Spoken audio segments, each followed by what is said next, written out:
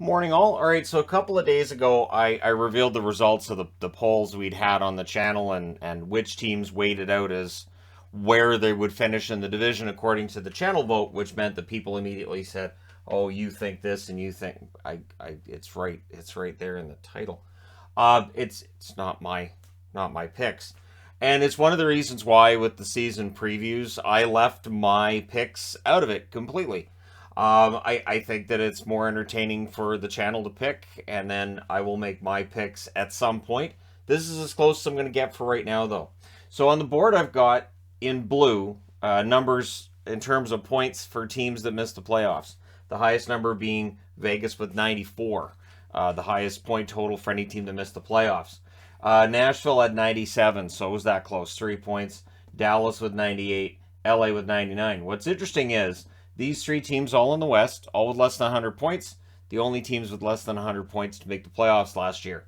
It used to be that 100 points was considered like an elite level season, and this is a great year. And I think that's changed. I think we're to a point where 100 points isn't a big deal. Vancouver had 90, 92. So for all of the, oh, Vancouver's not very good, Vancouver this, Vancouver, they had 92 points last season. So the fact that a 92-point season is one that we can look at and say, well, I mean, yeah, whatever. That's a difference. That's a change from where we were, I would say, like 10 years ago, right? Where, yeah, 92 points may not be above the playoff line, but it feels like it's more disregarded now than it was 10 years ago, right? Now it feels like if a team doesn't get 100 points, well, they had a good year, I guess. And I'm old enough to remember a time when you might have one team in the entire NHL that had 100 points, maybe two. And so going into the playoffs, you'd look at those elite level teams and wonder if they're going to clash and really look forward to it and cross your fingers.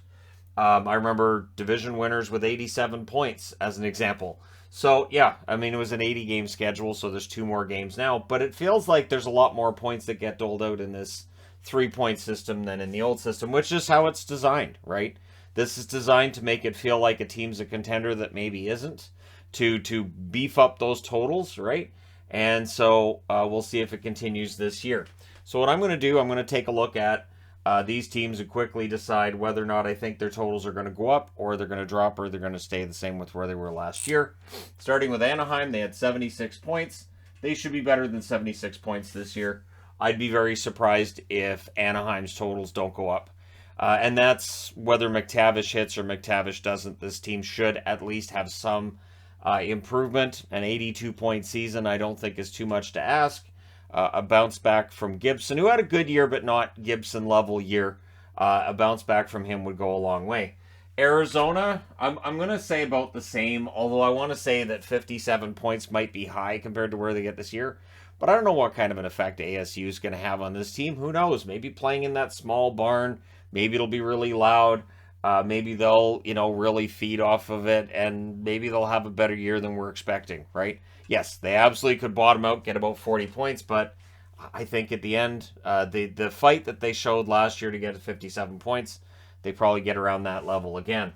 Boston 107 points seems high, so I'm gonna have the down arrow for Boston because again, no Marchand to start the season, no Grzelcyk, no McAvoy, so you're out two of your top four defense and one of your top three on that forward line. And honestly, I've had seasons where I've argued that Marchand should have been in the hunt for the Hart, and I do think he's Boston's most important player, not named Bergeron. Bergeron is still the most important player, but Marchand really is the engine for this team when he's playing really well. Buffalo, 75 points seems low, comparatively speaking, with, I think, expectations this year. They, much like Anaheim, should at least be able to get to that 82-point mark. They may end up a lot higher than that. And I know there's some optimism with fan bases right now. It's one of the reasons why I didn't want to do the predictions myself either, because I don't like basically telling a fan base, hey, so your team made all these improvements. I think it's going to be the same though. I think, yeah, there you go. Thanks for watching. So yeah, Buffalo I think will get better. Calgary, the 111 points, I think is high.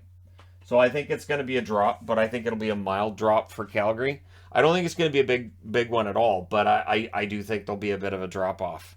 And I still see them as a playoff team, but 111 points is high. Carolina, 116 points. They're capable of that again under Rod Brindamore. Really the line where we're going to decide whether it was a success or a failure this year will be what happens in the playoffs. So I think Carolina, I think the pressure is going to build to make the playoffs. Chicago, 68 points. I think that's going to drop. You look at everything that's going on around the Chicago Blackhawks and the fact they've torn everything down, and now people talking about, Kane and Taves and probably won't retire as Blackhawks. That surprises me too, especially in Kane's case. If he doesn't stay in Chicago, that genuinely would be a surprise to me because it feels like he should be a Chicago Blackhawk for his whole career. But if they decide to move him, they're going to get a lot back, but it will not help their point total this year. Colorado, 119 points. Yeah, they can maintain that. Absolutely, they can maintain it. If not, actually, they could improve. But and I say that because Florida had 122 points. We've seen teams reach that 120 point mark. They were only a point off. But yeah, Colorado. Well, they're gonna miss Kadri, and it's gonna be tough for them to repeat as Stanley Cup champions during the regular season. They should be able to find enough offense. Their goaltending should be better than I think people expect. And so I expect their totals to stay about the same. Columbus should get better. Adding Johnny Gaudreau should help. They did lose Bjorkstrand. That's not going to help. But I think if you traded Bjorkstrand for Gaudreau, I think that's a good deal. Picking up Johnny Hockey. We'll see how he fits in with Columbus.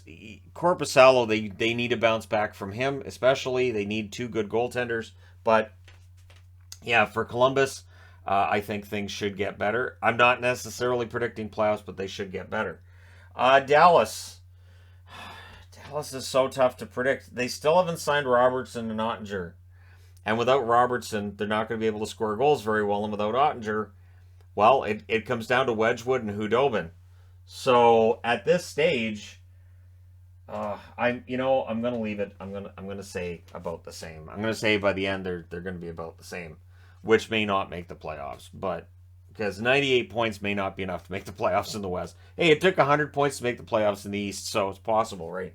Well, we'll see with Dallas. Detroit should get better. This is where things get tough because you got 1, 2, 3. I got 4 teams that I think are going to get better. Not all these teams are going to be able to get better because there's only so many points to go around, even though everybody gets 100. But Detroit should get better.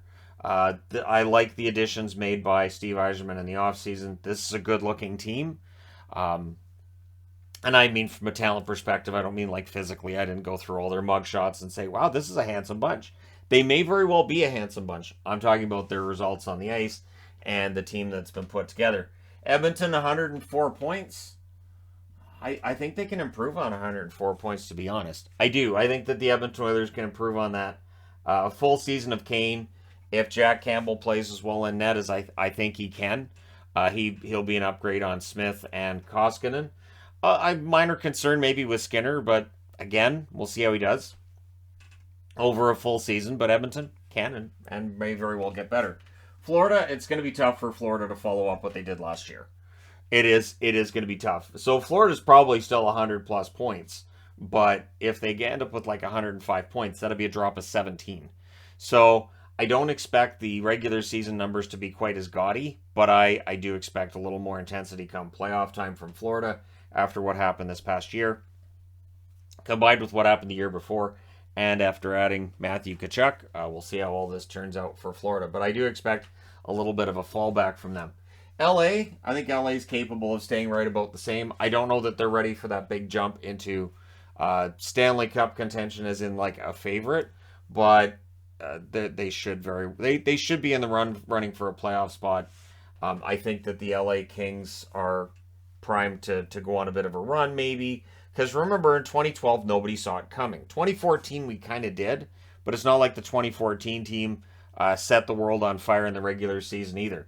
The Kings, when they won those Stanley Cups, they didn't necessarily have really good regular seasons before that. Minnesota, 113 points. That's going to be tough for Minnesota. A lot of changes in Minnesota. The salary cap being flat. They're going to be relying on Rossi to come in, Boldy, to have that chemistry with his line mates and all that stuff. And so with them relying on younger players and the depth taking a hit because of their cap situation, I do expect Minnesota to drop maybe a little bit there. Montreal, 55 points feels like the bottom. It has to be, right? Montreal has to get more than 55 points. So I'm putting an up arrow because they have to get more than 55 points, don't they? Right? They can't be that bad again, is what I'm saying. So there's that. I'm not saying they're not in the running for Bedard. They are. Just 55 points is too low. Nashville's 97 points. I think they should probably stay right about where they are.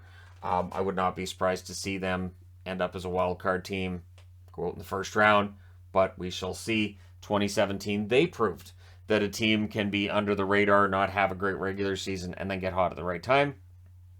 In their case, they went all the way to the final. New Jersey will not finish with 63 points. That's not going to happen. They'll be better than that.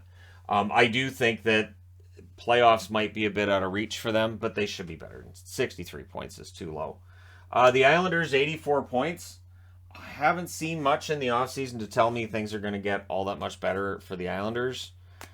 I mean, it's possible. Maybe the coaching change makes that big difference. But I kind of see the Islanders as being around the same spot. So, apologies to Islander fans. I just don't look at the Islanders and say this team's going to, get a lot better this year. The Rangers at 110 points. Another year, Shesterkin. Carolina's at 116. I'll say the Rangers keep themselves in the hunt for that division title a little bit longer. I'll say they can get better than 110. I like the Rangers lineup a lot. I think that the Rangers have a good team. And again, with Shesterkin in net, it's only a matter of time until they probably win themselves a President's Trophy, right? And really, it's a matter of going on hot streaks at the right time. And you have to have a little bit of luck along the way too. But I like the Rangers' chances. Ottawa should get better. I said it last year too. Last year I said, Ottawa, this year they should be very competitive. Don't take them lightly.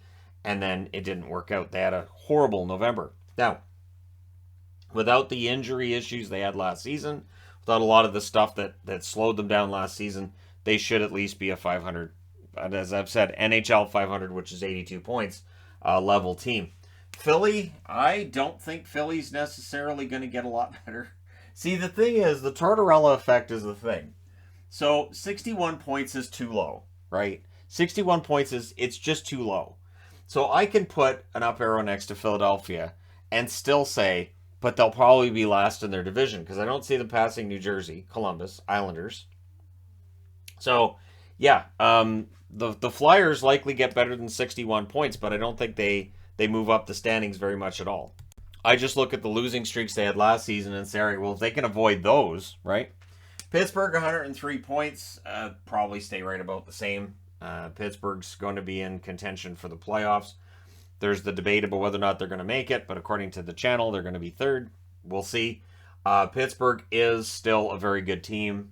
They get underrated by some, overrated by others, and I expect the reality to be right about in the middle, probably a wild card team, but may very well end up third, right?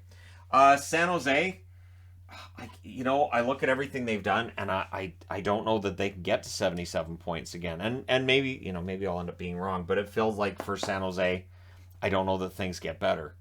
They traded out Brent Burns, right?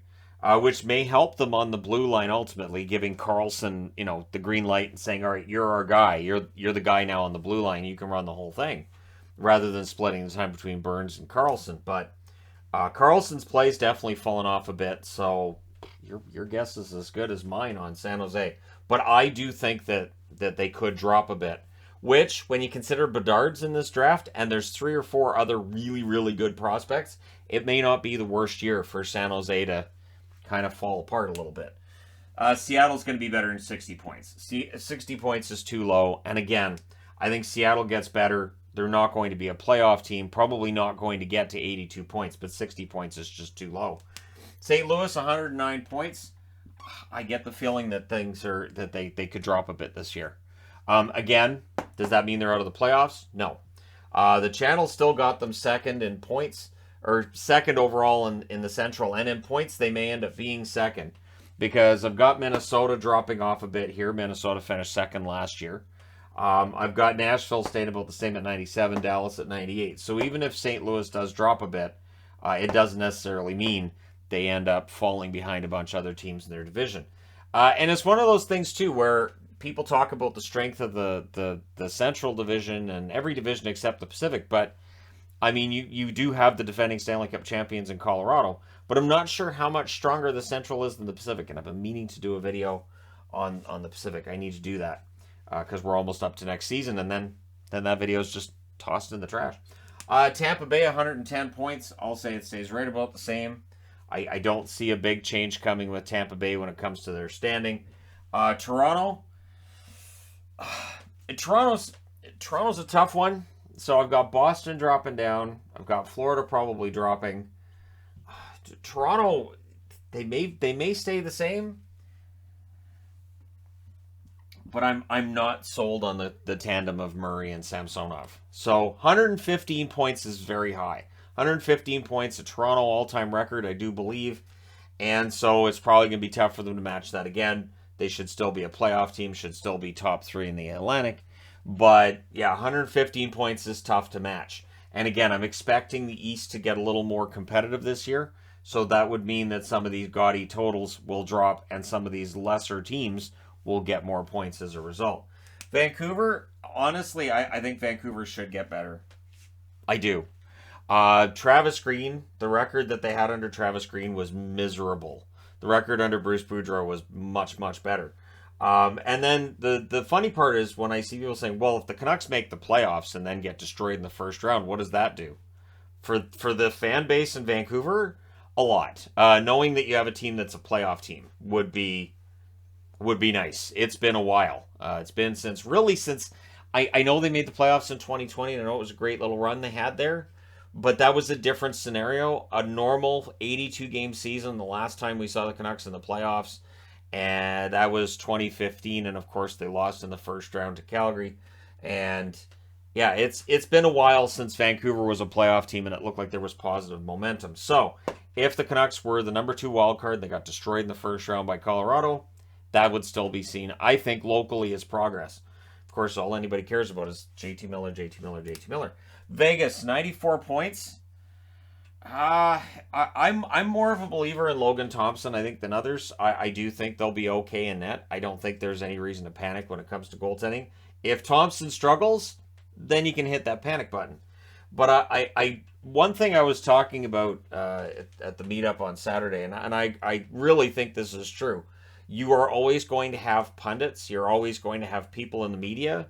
At least it feels this way, that will overrate and have more expectations for Vegas than what they can deliver. Whereas down the stretch, the odds for Vegas to make the playoffs were worse than their odds to win a Stanley Cup. So it was like, well, if they get in, they've got to be seen as a team that's a contender. And I kept hearing in the last month of the year, Vegas is a contender. They're a contender. They scare me. And I kept thinking, why? There were a lot of injuries, a lot of issues going on with that team, and a lot of talk about whether or not there was dysfunction. And of course, I don't know if the offseason's put any of that to rest, and Leonard missing this season definitely doesn't put any of that to rest. Cassidy being behind the bench, I think keeps things about the same. We'll see whether or not the playoff line drops or not. Capitals, 100 points. No Backstrom. I think that's going to hurt them. I think that's going to hurt them, and I think the Capitals getting another 100-point season could end up being tough for them. Adding Kemper could help. Absolutely, adding Kemper could help. But I think for the Capitals, I think 100 points is a bit higher than I might expect. The Jets, 89 points. I say probably about the same. Part of this could be that the Jets lineup hasn't changed that much. They lost Stastny. That really there isn't anything that tells me the Jets should be significantly better or worse than last season. So let's see. 1, 2, 3, 4, 5, 6, 7, 8, 9, 10, 11. I got 11 teams staying the same. 1, 2, 3, 4, 5, 6, 7, 8, 9, 10, 11, 12 teams getting better. So I'm an optimist. 1, 2, 3, 4, 5, 6, 7, 8, 9. I got 9 teams dropping in terms of their point total next year. So we'll see how it all works out, right? It is always enjoyable to look at this and discuss it. So which team do you think is going to make the big jump? I think a big jump. I look at New Jersey, 63 points, and say that's way too low. Also, Seattle, 60 points. I think if if the new additions and forward, and if they work, and if we see a bounce back from Grubauer, that 60 points is going to be way too low as well. In terms of teams that could experience a big drop, I do think Boston could experience a big drop this year, depending on how they do with their injury problems. And I was going to pick a second team that might take a big drop. That's 68 points for Chicago. By the end of this year, they could have like 40. So, but again, we'll see. We didn't expect more than about 40 from Arizona, and then they ended up with 57, which, again, considering the lineup they had out there and the expectations and the way that season started, that's not a bad record. Let me know your thoughts in the comment section below, as always. Don't forget to hit like and subscribe if you're browsing your way through, you just happened upon this video. Thank you guys so much for watching, for all your support. I will talk to you again soon.